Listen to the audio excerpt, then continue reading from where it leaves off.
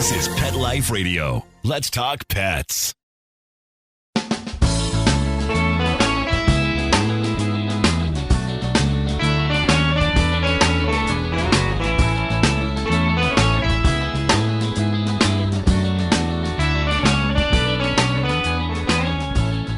Welcome to Save a Pooch on Pet Life Radio. I am your host, Beverly Isla.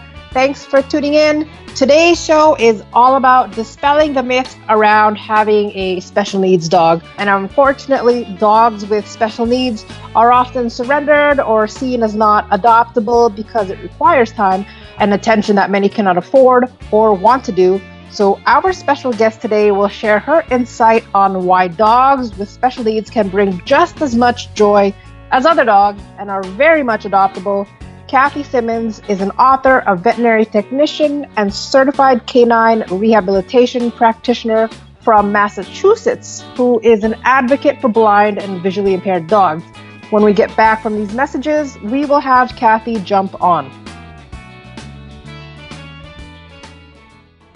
Does your dog itch, scratch, stink, or shed like crazy? Come to Dynovite for help. Order a 90-day supply of Dynovite. Dynovite for life. Pick up 2 tubes of Doggosuds. Get the 3rd tube free. Peppermint, tea tree, lavender, Doggosud shampoo. Made with all-natural coconut, jojoba, aloe. Great for healthy skin and soft, shiny coats. But no itchy, harsh chemicals. Lather up, rinse away. Try Doggosuds. Buy 2, get 1 free. At Dynovite.com. DINOVITE.com.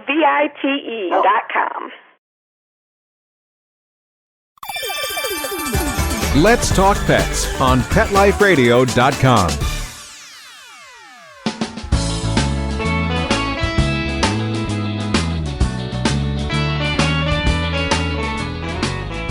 Welcome to Save a Pooch. We are talking with Cathy Symons, an author, a veterinary technician, and certified canine rehabilitation practitioner from Massachusetts. Thank you for coming on today, Cathy. Thank you, Beverly. Thank you for having me on the show. It's a great opportunity. Thank you. For sure. So first, why don't you quickly go over what is a dog with special needs? Because I'm sure that term can be misconstrued. Certainly, absolutely. I think, Beverly, that we can look at dogs as special needs. It may vary in your special needs. So you may have a dog that has a behavioral issue. So we have dogs that might be reactive towards people or dogs. And so that becomes a special needs because it requires a lot of attention. I didn't even know that. On owners. Yeah. So, and then the other thing to think about is that we may have dogs with physical impairments. So we have dogs that have mobility issues or issues with function and ambulation, such as dogs that might be, maybe there's dogs that are, a dog that's in a wheelchair, or a dog that has an amputation. So dogs would probably also be considered special needs. And their needs may vary depending on, their mobility issue. And then you have the category of sensory impaired dogs. So we have dogs that are out there that are blind. We have dogs out there that are deaf. And we have dogs out there that are blind and deaf. So those dogs definitely would fall into the category of a dog that would be considered a special needs pet. That's probably the most common ones. Yes, I would say so. Yeah, I would say so. Yeah. And what's your story? Why did you commit to this cause? Like, you just totally narrowed in on visually impaired dogs. Right. So as you mentioned, I'm a veterinary technician and I specialize in canine rehab. So my specialty really is working in dogs or dogs with mobility impairments. So we see a lot of dogs that are, post-op orthopedic surgery, dogs that have neurologic diseases, dogs that have osteoarthritis. And it's my job to come up with therapy plans, carry them out, and to educate the owners on what it's like to, live with a dog with a mobility impairment. But privately, I'm living with pugs that are, ruling my life behind the scenes, right? So what inspired me is my very first dog I had went blind suddenly from a condition called sudden acquired retinal degeneration syndrome.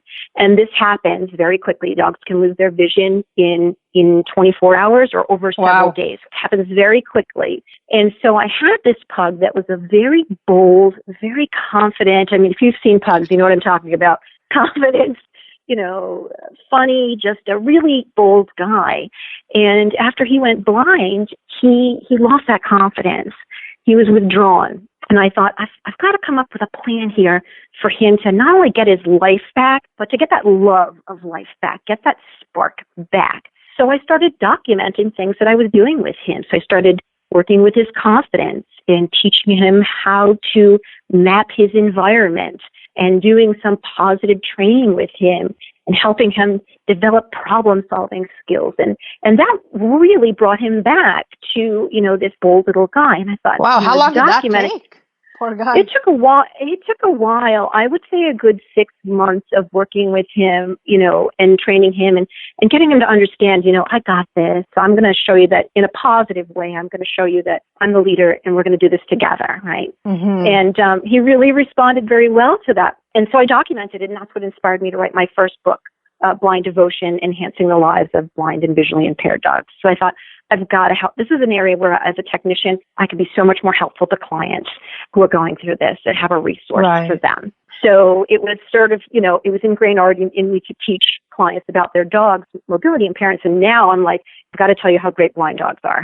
They're fantastic. They're fantastic. Now, I have to ask, is this common in pugs or? Unfortunately, pugs are a little bit in the higher category for certain diseases. Yeah. So, and that will lead me actually to, fast forward to after my second dog passed, I adopted a third pug who was already blind from sudden acquired retinal degeneration syndrome. And when he came up in rescue, I said, this is our dog. We're going to get him because given all I had learned, I know that I can give this dog what he needs. That's nice of you. And Beverly, he was the greatest dog. The greatest. He was the greatest. And that kind of, that inspires me. It inspires me to tell people these dogs are out there and they're adoptable and they can have interesting and joyful lives and you can integrate them into your family. Yeah, I completely agree. Now you have, how many do you have now? You have 3? I do. Well, you know what? We just lost this last pug. He'd passed not too long ago from a condition not related to his vision. And we're sorry to hear. Thank you. We're on the prowl for another dog, and probably a visually impaired dog as well. So, do they help each other out? I mean, if there's more than one, they actually did not know each other. But it's a good point that you bring up because I think that this is the most common question I get from owners. If I have a blind dog, can my dog take cues from the other dog? I go, yes, absolutely. These dogs are just like any other dog.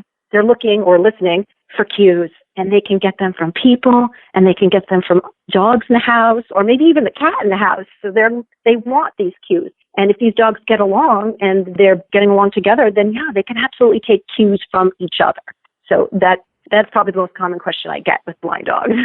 Well, anything that makes it easier, right? I think it might. Yeah, I think so. Now, what are the main assumptions that you think are out there that are completely opposite from your experience? I think that there certainly are some misconceptions about adopting dogs that are blind or visually impaired. And I think that some of the misconceptions are, one, they're not adoptable, which I would disagree. That they're not trainable, which, again, I disagree. I mean, blind dogs learn just like everybody else's dog. They learn through operant conditioning and they learn through repetition. So there's no reason a blind dog can't learn or can't be trained. And I think the other thing that's a misconception is that these blind dogs might be sad or that their lives aren't joyful because they don't have vision.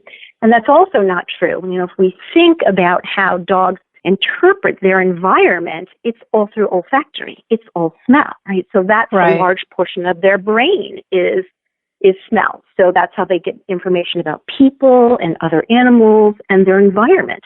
So arguably, their hearing is really good. So arguably, vision might be their third, sense. So, smell would be first, and then maybe hearing, and then maybe vision. So it's not the number one way that they get information. So they can learn things, and they can be trained.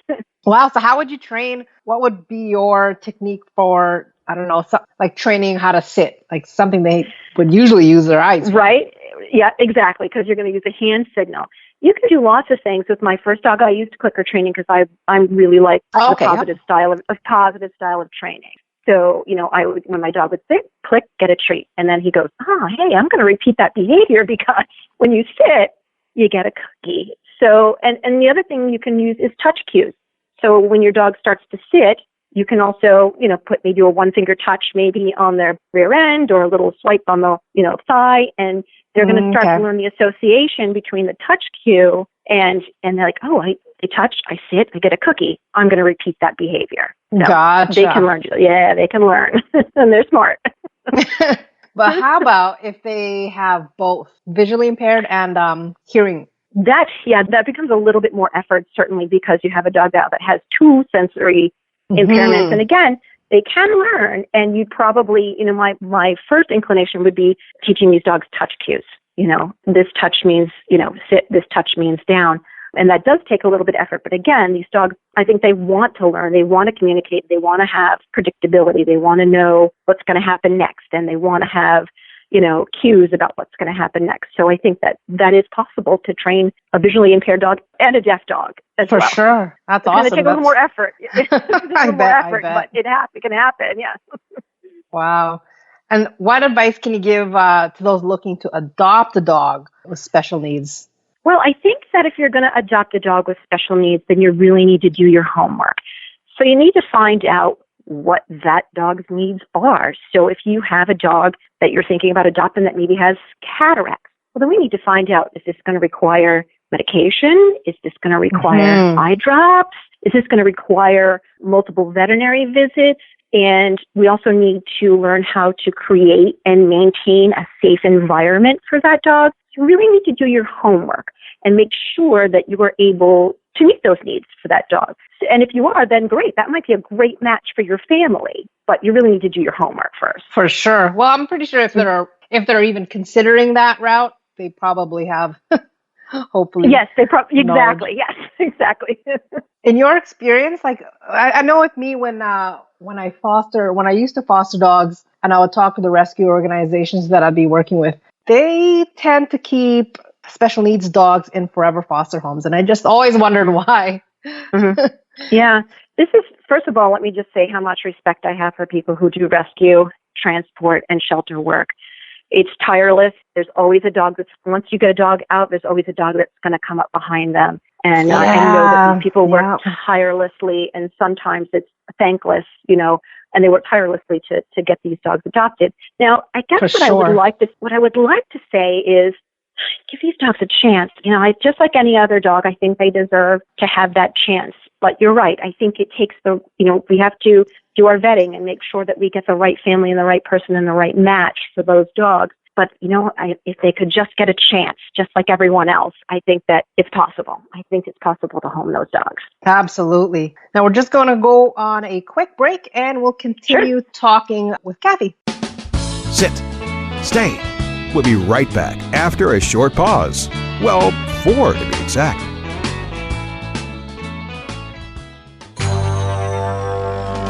It's designerpetsweaters.com. Hand-knitted designer sweaters for your precious pup or cool cat. Beautiful couture patterns for your pets, including custom-knitted formal wear, casual wear, yachting, and even sports-themed. Many designer pet sweaters include feathered tammy hats, top hats, and a lot of sparkle. Each sweater includes leg loops, front paw sleeves, and leash opening. Visit designerpetsweaters.com to order your 4-legged fashions today. Large or small, we fit them all. designerpetsweaters.com. Let's talk pets Let's talk pets on Pet Life Radio. Pet Life Radio. PetLifeRadio.com.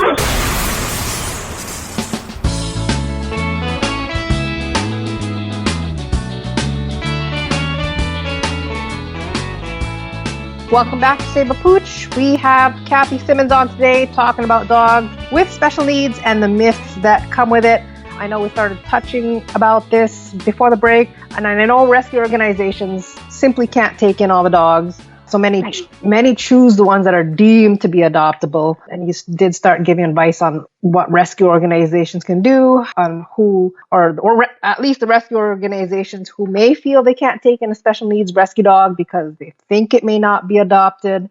Whew. Yeah, that's a tough one. That is a tough one. And you're right. The problem of the overpopulation is so, it's so dramatic. It's, And they're, like but I just feel so bad. It's like just because they're special needs and they go straight to the quote on guillotine. I just feel so bad. I know. They just got to get a chance. They just got to get that chance. And I'm hoping, I know a big part of it is finding fosters that can, make room for these dogs. And I'm just going to throw this question in there. So for the fosters that are looking to foster a special needs dog, I mean, we're, we can't all be experts. I'm definitely not an expert, but what quick advice can you have for fosters? First of all, if you have an opportunity to be a foster for any of those reputable rescue organizations, that I think is going to be the biggest help for them, because that's for what sure. they need. We need more fosters. And I think that you don't have to be an expert in special needs dogs necessarily to have, because dogs are dogs, And so, yes, we do have to be careful and maintain that safe environment for these blind dogs or visually impaired dogs. And we are going to have to learn a way to teach them to sort of map out their environment and train them. But I think it's possible. And I think that it's also very rewarding. So can you imagine how great it would feel? You're a foster mom, you get in a little dog that's visually impaired or blind. You bond with that dog, you teach that dog, you give that dog confidence, and then you hand this dog off to a family that's going to love him, and how much joy that dog is going to bring to a family is got to be very rewarding. For sure, unless you become a foster failure and adopt it. Unless you become a foster failure and then it just stays, It happens, yeah. So you termed it mapping. What did you say, mapping your environment? Yes, we can teach dogs to map their environment. So essentially teaching the dog how to get around the house and minimize bumping into stuff. And certainly we can do that by a couple of ways. We can do that by repetition. So if you get a new dog into your house, what I did with my third dog who went blind is I got him on leash and I walked him from the bowl to the couch, from the couch to the back door. And we do that a couple of times each day until he kind of mapped out. Okay, I know that if I go this way, I can get to the door. And I know if I go this way, I can get to the food bowl because I've done it repetitively.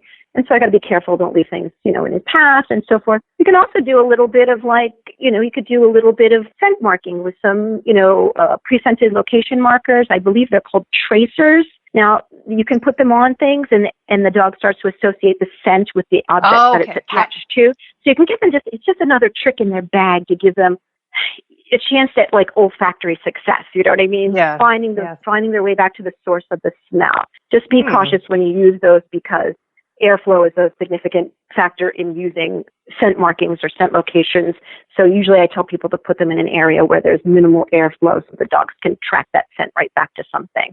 Gotcha. So that's just another tool. Yeah, just another tool in their bag, right? How long does it take? It'd take less than a day for them to get familiar? I bet that depends on the dog too, and how often we are repeating that, teaching them where their reference points are by walking them through the house. It didn't take my dog long. I want to say when I got my third dog, that it probably took him a good 3-4 days to get the layout of the house.